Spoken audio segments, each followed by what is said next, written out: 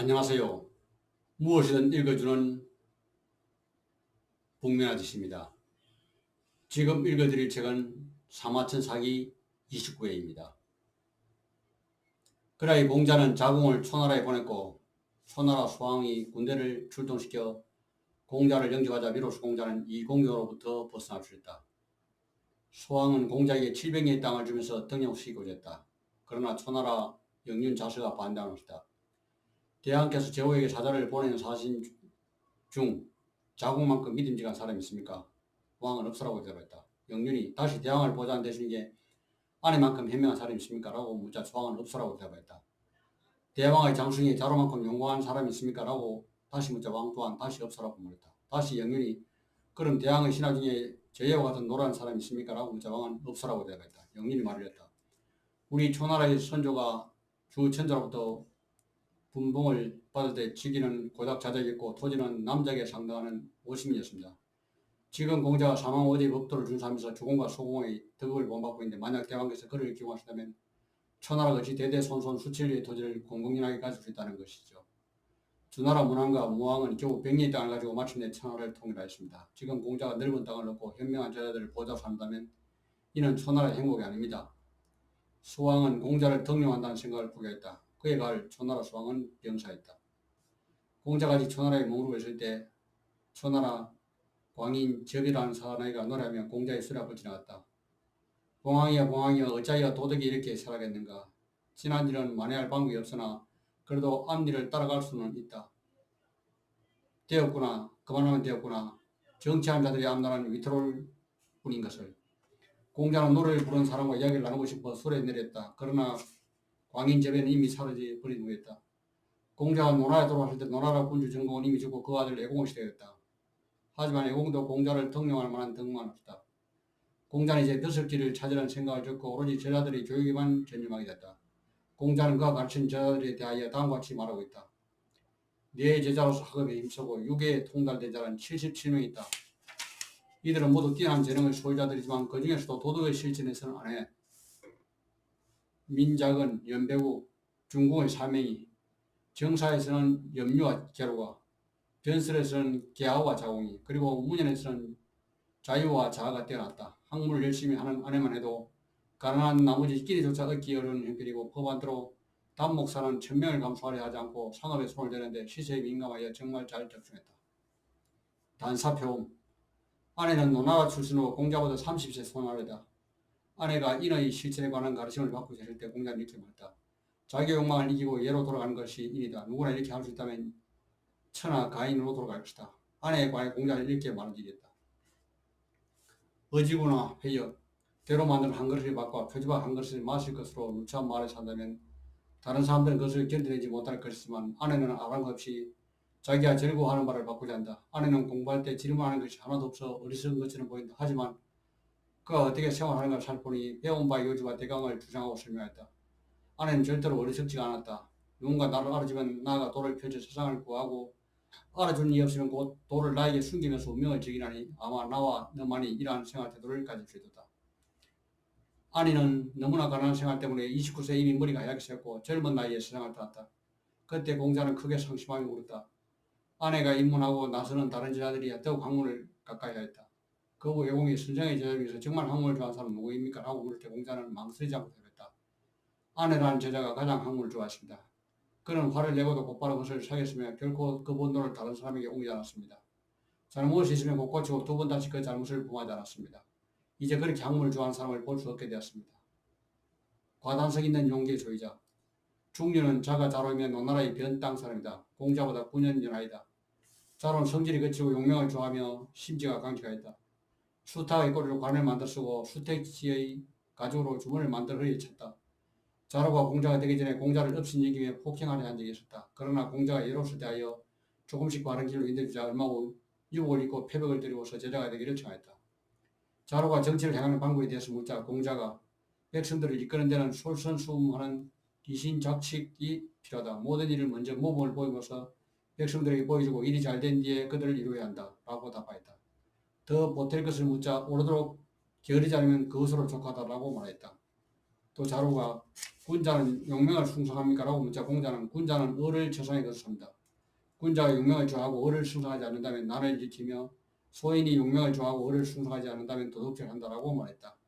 자로는 좋은 말을 듣고 아직 행하지 않았다면 이것도 아직 행하지 않았는데 또 다른 좋은 말을 듣게 될까봐 염려했다. 공자는 자로에 대해서 이렇게 평했다. 일부분의 말만 듣고도 소송의 곡직을 판결할 수 있는 사람은 오직 중류뿐이다. 또한 중류의 용감함은 나를 넘어선다. 다만 아직 진지하게 사리를 판별하지 못한다라고 했다. 그리고 중류와 같은 성격에 나는 참으로 그가 천수를 누릴 수 있을지 의심스럽다라고 말했다.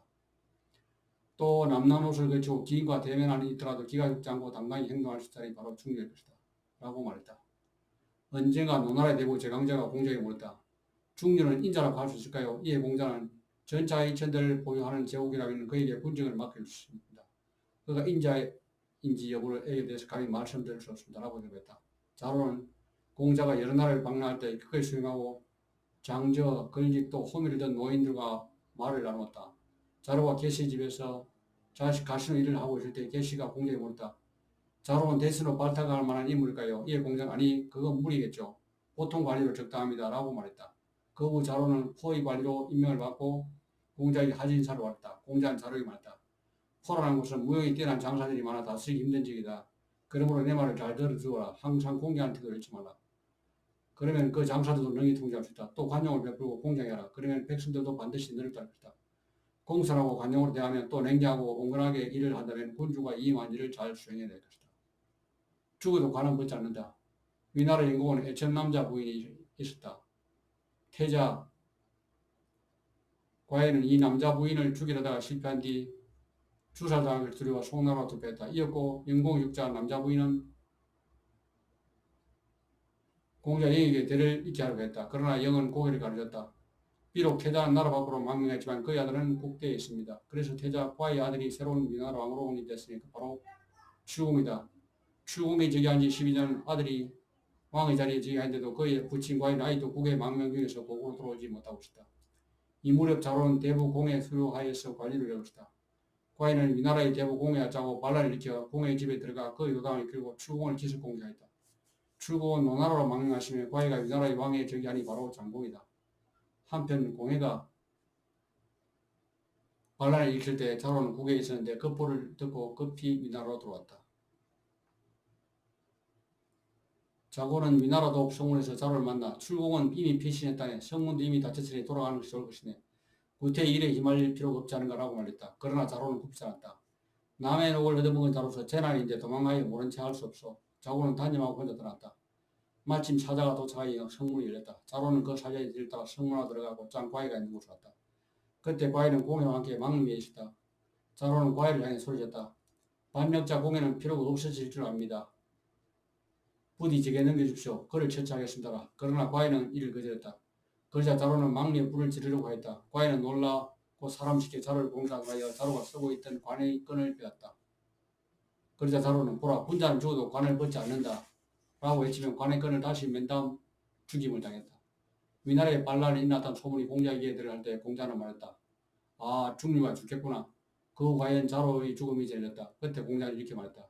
그가 나의 제자가 된 후 두 번 다시 나 부말을 들을 수 없었다.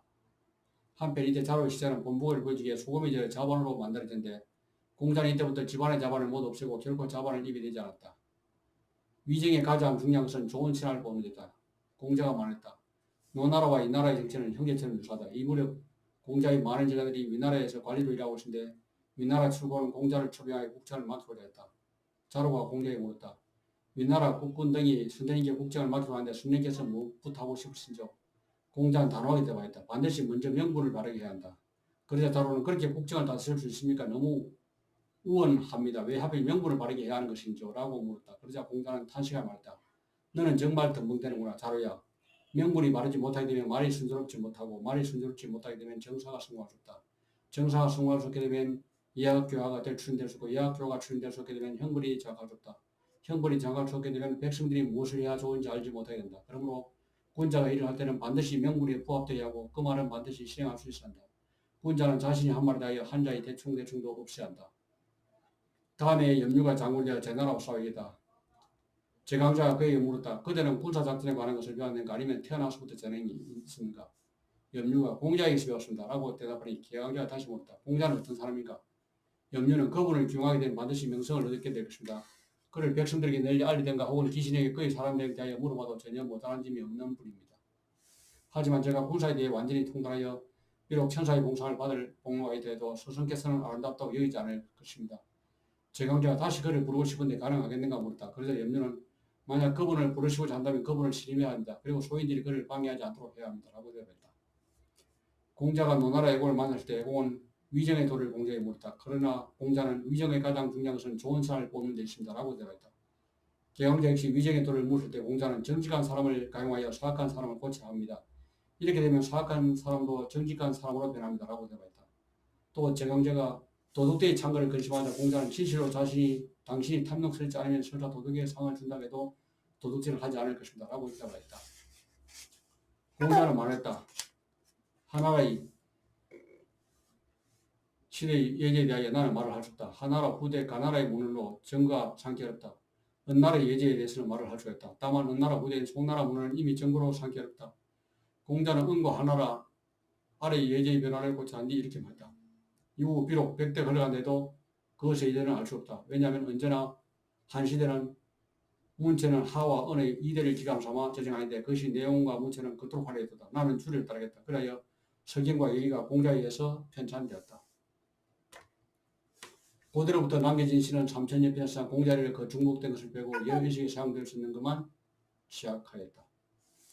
공자는 만년에 주역 연구에 심취하여 단사, 제사, 상사, 설패, 문편을 전술했다. 공자는 시서, 예, 악을 교절하여 제자들을 가르치는데 제자가 대략 3000명이었고 그중 6에 정통한 제자는 72명이었다. 또한 안탁주처럼 공자의 가르침을 받아서나 정식으로 제자가 되지 않은 학생들도 그 수가 적지 않았다. 공자는 자신의 학내에서는 항상 공손하여 마치 말을 잘하지 못하는 사람과 똑같았다. 종묘나 조직에서는 분명하면서 조직에 말을 잘하는데 다만 그때도는 공손하고 조심스러웠다. 조직에서 장대부들과 얘기할 때는 정확하면서 자연스럽고 하대부들과 얘기할 때는 온화하면서도 부담 없이 대화했다. 그는 말하였다. 세 사람 중에는 반드시 가르침을 받아야 할 만한 사람이 있다. 도덕을 수행하지 않은 것, 배운 것을 가르치지 않은 것, 정당한 도를 듣고도 그에 따라 행하지 않는 것, 그리고 나쁜 짓을 고치지 않는 것, 바로 이것이 내가 극지하는 것이다. 또 좋은 노래를 들으면 다시 노래를 청하고 그런 다음 자신도 따라 부른다. 공자는 괴이한 일, 폭력, 반란, 귀신에 관한 말은 하지 않았다. 자공이 말했다. 스승께서 정리하신 문헌 전적은 알아들 수 있다. 하지만 스승께서 말씀하신 천도와 성명의 심오한 전에는 알아들 수 없다. 안전은 찬탄하게 말했다. 선생님의 도술은 양모하면 할수록 숭고하게 작용하고 깊이 탐구하고 연구할수록 더 견실하고 심오하구나. 그것을 앞에서 보았다고 생각하는 순간 혼이 뒤집어 존재한다. 스승님께서는 존이 있게 단계적으로 사람을 착한 곳으로 인도하시고 문헌으로서 나의 교양과 지식을 넓게 해주시며 예의도덕으로서 나의 언행을 기운화시켜 주시니 내가 공부를 그만두려고 해도 그만둘 수 없다. 나의 모든 힘을 다해보아도 스승님의 도술은 여전히 나의 높은 곳에 계신다. 힘껏 따라잡으려 해도 도저히 따라잡을 수 없다. 달항당에 사는 한 사람은 공자는 참으로 훌륭하다. 그는 박학하고 쉽게 늙다. 하지만 세상에 크게 이름을 떨치는 특장이 없다고 말했다. 이 말을 들은 공자는 내가 무엇을 전문을 해야 하는가? 전문적으로 술을 몰아야 하는가? 아니면 전문적으로 활을 쏘아야 하는가? 그렇다면 나는 곧 술을 몰겠다라고 답하였다.